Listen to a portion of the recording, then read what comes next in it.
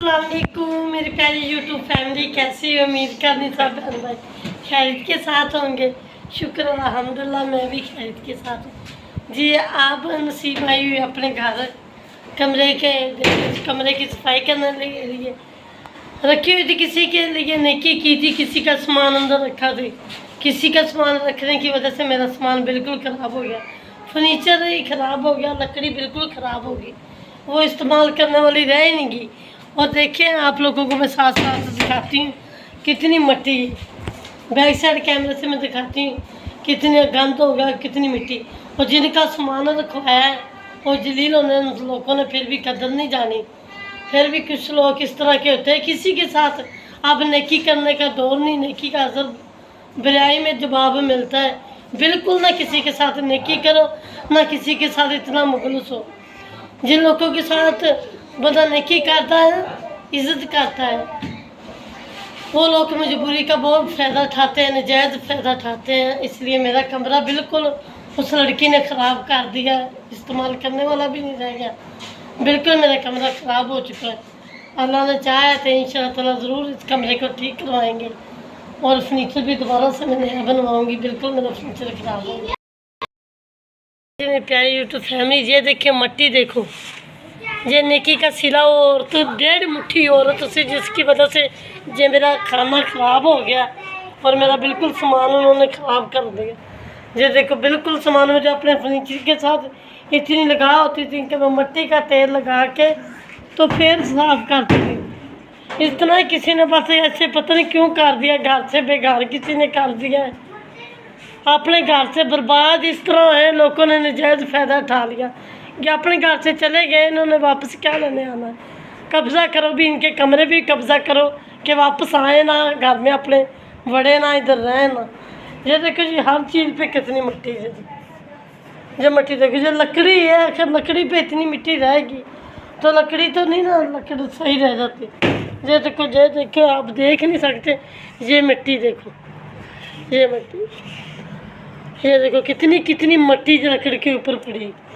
उनको सामान का ठाने का कहा, वो इतनी दुश्मन बन गई, नागनी बन गई कि मेरा कमरे में सामान ना चुकवाओगे, मेरा सामान चुकवाओगी तो मैं तुम्हारे साथ बुरे कारनामे करूँगी। इसलिए उसने बहुत कुछ कर दिया। अब इंशाअल्लाह ताला रही ज़िंदगी तो मैं अपनी दलील पे उनको आने नहीं दूँगी कभी, और मैं फिर अच्छी औरत ही नहीं होंगी जो उनको दोबारा मुँह लगाऊँगी। इस तरह लोगों को जो बदतमीज़ी करते हैं दोबारा उनको मुँह लगाते हैं, उनका मतलब ये होता है कि पिछली दफ़ा जलील करने में शायद कसर रहेगी, आ जाए हम, अब हमें और थोड़ा सा जलील कर लें।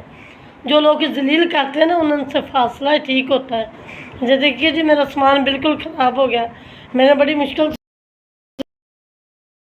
सामान बनाया थी, मेरे अब्बू ने बड़ी मेहनत मजदूरियाँ कर, मेरा कमरा देखा है मैंने, मेरा अपना सामान देख के बहुत मेरा दिल बुरा हुआ है कि मैंने सामान बड़ी मुश्किलों से बनाया था। बिल्कुल जैसे कि इतने बड़े जाले लगे हुए सामान के ऊपर, उनका सामान चुकवाया तो वो औरत मेरी दुश्मनी बन गई। इसलिए ना अब मैं साफ करती हूँ रही ज़िंदगी तो इंशाअल्लाह दोबारा से फिर फर्नीचर बनवाऊँगी।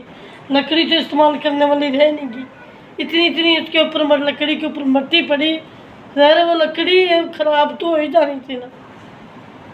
तो उसको यही बोला कि अपना सामान उठा लो। सामान उठाने की वजह से ना वो नागन जान लेने पे आ गई थी कि हाँ हम मेरा सामान क्यों चुकवा रहे हैं।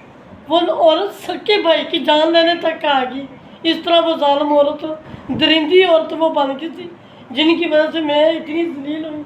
आप देखते मैं कमरे में पैर रखने के लिए जगह नहीं थी, इतना काम अंदर सामान रखा हुआ थी, उन्होंने इतना जलील करके निकाला है सामान बड़ी मिन्नतें करके मैंने कहा मैं कानून से मदद लूँगी, अगर आप लोग अपना सामान नहीं उठाओगे तो फिर सामान निकाला, फिर भी बेड छोड़ गए, मैं फिर भी बेड इधर छोड़ गए, ये बेड ही रह गया, बाकी सारा सामान रह गया। ये देखो हर चीज़ पे कितनी कितनी मिट्टी है, हर चीज़ इतना ख़राब होगी, बिल्कुल वो चीज़ इस्तेमाल करने वाली कोई चीज़ भी मुझे लगता नहीं कि इस्तेमाल करने में ठीक रह जाएगी। ये देखो कितना वो दीवार भी वो फट, हवा ना लगने की वजह से अंदर सलाब भी हो गया है, वो तो क्यों दीवारें बिल्कुल ख़राब हो गई हैं।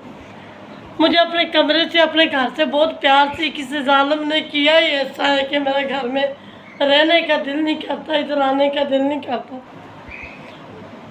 चलो ठीक है जी, फिर दिखाते हैं कमरा साफ़ करके, फिर आप लोगों को दिखाएंगे इंशाअल्लाह। वीडियो के साथ बने रहना, वीडियो मुकम्मल देखनी, वीडियो स्लिप नहीं करनी, आप वीडियो स्लिप नहीं करनी। सोचा है मैंने ये ना फ्रिज, इसका क्या काम है, मैं सोच रही इसको बेच के ना जब बेड का गद्दा ले लेती हूँ, चलो हल्का फुल्का जितने दिन नहीं बनता सामान उतने दिन तो ये इस्तेमाल होगा, गद्दा बिछा दूँगी बेड पर।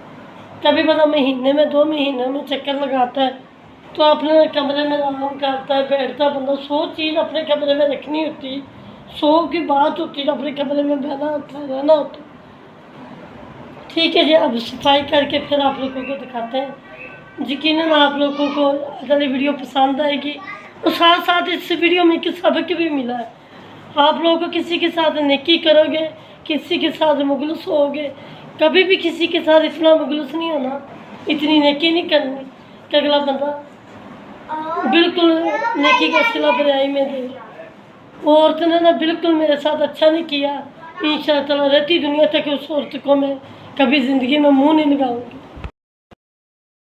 सामान रखवाने का और सामान रखने वाले का मतलब यही थी कि वो प्रदेशन हो गई, अपना घर छोड़ गई, उसने कहाँ इधर आना है, बस वो घर से निकल गई जैसे कि बंदा कि मर नहीं जाता होता।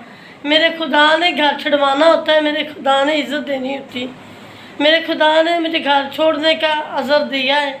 जिस तरह मैंने सब्र किया है उतना मुझे खुदा ने अज़र दिया, शुक्र अल्हम्दुलिल्लाह।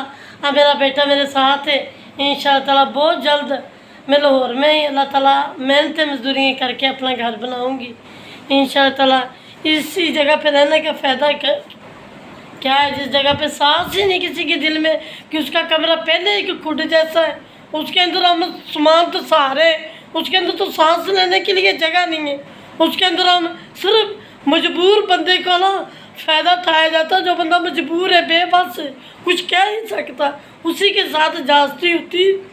अब मैंने बोलना सीखा है, जितनी देर मैं नहीं बोलती थी ना, लोगों ने बहुत मेरा ना बोलने पे फ़ायदा उठाया। अब तो लोग बचके देते, वो घर से बेकार होगी, उसके कमरे में सामान तो सारे हैं हम, क्योंकि वो तारी के कमरे में तो पहले सांस लेने की जगह नहीं, उसका अपना इतना सामान है, बिल्कुल मेरा सामान उन्होंने ख़राब कर दिया।